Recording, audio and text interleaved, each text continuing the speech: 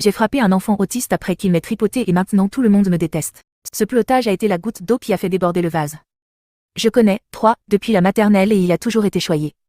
C'est toujours son autisme qui a fait de lui ce qu'il était. Je ne sais pas pourquoi. Mais il a toujours eu le béguin pour moi. Je l'ai repoussé gentiment à plusieurs reprises, mais il n'a jamais accepté un refus. En grandissant, son comportement a empiré. Il a commencé à faire des commentaires sur ma poitrine. Il a demandé à les toucher. Il a demandé à les voir. Ses amis essayaient de me convaincre de lui montrer parce que personne ne serait assez gentil pour lui donner une chance, et en 7e année, 6e, il a commencé à me tripoter. Je l'ai dit aux enseignants, mais ils ont continué à dire que son autisme ne lui permettait pas d'être plus prudent.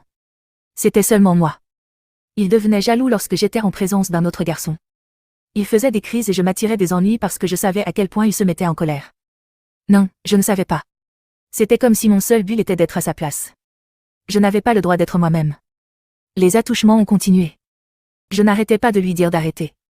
Il ne m'écoutait pas. Je me souviens avoir pleuré sur le sol et les professeurs n'arrêtaient pas de dire que son autisme le rendait ainsi et que j'étais une bonne personne en m'occupant de lui. Son tripotage m'a fait mal. Je ne sais pas comment l'expliquer. Il m'a juste attrapé la poitrine et les fesses avec force. Et ça faisait mal. Les attouchements ont continué pendant 4 ans. J'ai toujours été celle qui s'occupait de lui, sa petite amie, son meilleur ami. Je ne pouvais plus le supporter. Je n'en pouvais plus. Il faisait chaud, je portais une jupe et il a commencé à mettre ses mains sous ma jupe et à me tripoter les fesses. J'ai perdu la tête et je lui ai donné un coup de poing sur le nez.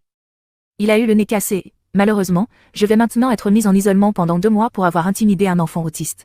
Mais ce n'est pas un enfant. C'est un jeune de 16 ans. Il se comporte normalement avec ses amis. Il traite tout le monde avec respect. Ce n'est pas un enfant. Maintenant, tout le monde me déteste. Je reçois des menaces de mort et les gens disent qu'il aurait dû faire pire. Maintenant, tout ce que je veux, c'est me recroqueviller et mourir. J'aurais peut-être dû être plus gentille. J'aurais peut-être dû être plus sympathique. J'aurais peut-être dû l'accepter. J'aurais pu être sa seule chance. Pour mémoire, je ne méprise pas les personnes autistes.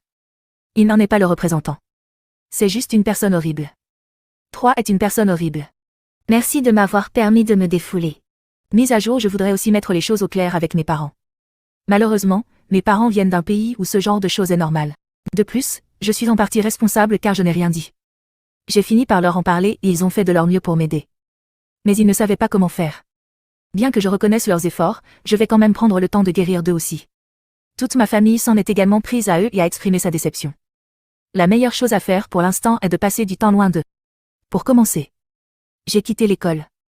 Après que mes parents aient appris que j'avais eu de sérieux problèmes à cause de 3, ils ont pensé qu'il était temps de me retirer de l'école. Je dois commencer ma nouvelle école dans 2 semaines. J'ai aussi essayé de m'installer chez ma grand-mère, car j'avais besoin d'un nouveau départ avec de nouvelles personnes. Pour être honnête, je ne me suis jamais sentie aussi libre. J'ai dû faire face à ce tourment pendant des années et des années. Maintenant, je peux apprécier le plaisir de rentrer chez moi sans le voir ni le croiser. Je me sens donc très bien.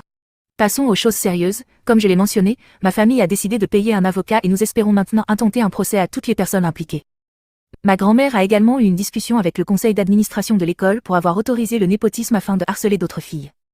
Elle a qualifié tous les enseignants de honteux pour avoir mis en danger non seulement moi, mais aussi d'autres personnes, et elle a dit qu'aucun des enseignants qui avaient permis cela ne méritait de mettre les pieds dans une école.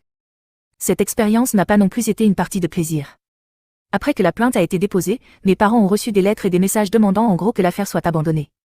Mes parents ont évidemment refusé. Mais le harcèlement n'a pas cessé pour autant.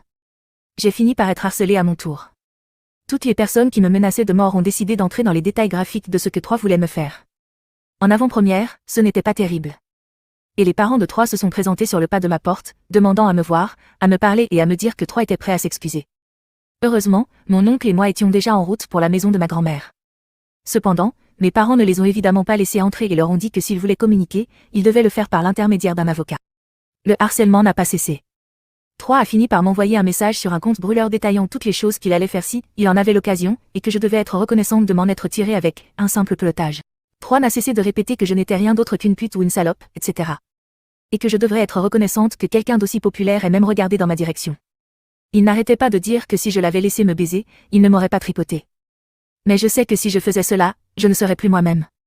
Je serais sa propriété pour toujours. Cette idée me donne envie de vomir. De plus, sa logique n'a aucun sens pour moi. Quoi qu'il en soit, j'ai obtenu des reçus et je l'ai bloqué.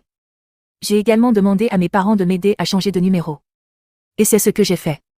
Ma grand-mère étant la personne qu'elle est, elle a décidé que ce n'était pas suffisant et m'a offert un tout nouveau téléphone. Elle prétend que c'est une compensation pour mon traumatisme. Merci grand-mère. Je commence une thérapie après-demain et j'espère commencer une thérapie familiale en août car, honnêtement, je ne sais pas si j'en veux à mes parents ou si je devrais leur en vouloir. Est-ce que c'est de ma faute si je n'ai rien dit ?